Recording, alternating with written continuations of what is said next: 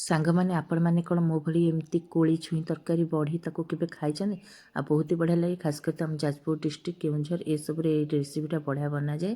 ତା ସହିତ ଜାଗରର ପୂର୍ବଦିନ ମାନେ ଏକବାର ଦିନ ଏ ରେସିପିଟା ବନାଯାଏ। ଆଉ ବିନା ପିଆଜ ରସୁଣରେ ଅରୁଆ ଭାତ ଖାଇବା ପାଇଁ ବହୁତ ହି ବଢ଼ିଆ ଲାଗେ। ତ ଆପଣମାନେ ଖାଇଛନ୍ତି କି ନାହିଁ ନିଶ୍ଚିନ୍ତ ମୋତେ କମେଣ୍ଟରେ ଜଣାଇବେ। ତ ଚାଲନ୍ତୁ ଏଇ ରେସିପିଟା ମୁଁ କେମିତି ବନଉଛି ଆପଣମାନଙ୍କ ସହିତ ସେୟାର କରିବି।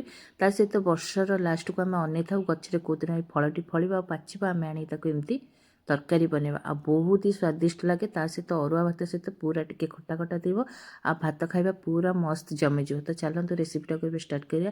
ଯାହାକି ମୁଁ ସବୁ ପନିପରିବା କାଟି ନେଇଛି, ଛୁଇଁ, ଆଳୁ, ସାରୁ, ତା ସହିତ କଣ୍ଟାଫଳ, ଟମାଟୋ ତାକୁ କାଟି ଗୋଟେ ଜାଗାରେ ରଖିନେଇଛି। ଏଥିରେ ମସଲା ପାଇଁ ନେଇଛି ଜିରା, ସୋରିଷ, ତା ସହିତ ଦେଇଦେଇଛି ଅଦା ଆଉ ବାଦାମ, ତାକୁ ଗୋଟେ ବଢ଼ିଆ ବାଟି ନେଇଯାଇଛି।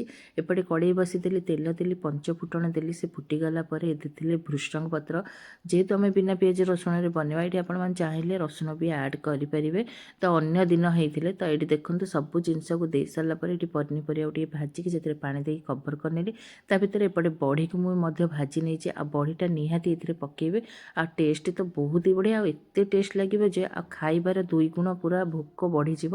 ତା ସହିତ ଯେଉଁ ବାଟଣକୁ ବାଟିଥିଲି ତାକୁ ଦେଇକି ପକାଇ ନେଲି। ସେ ଟିକେ ଫୁଟିଗଲା ପରେ ଛୁଇଁକୁ ଚୋପା ଛଡ଼େଇକି କାଟିଥିଲି, ତାକୁ ଦେଇକି ଏଇଠି ଏପଟ ସେପଟ ଟିକେ ଘାଣ୍ଟି ନେବା, କଭର କରିନେବା। ସିଝିଗଲାଣି ଚେକ୍ କରିନେଲି।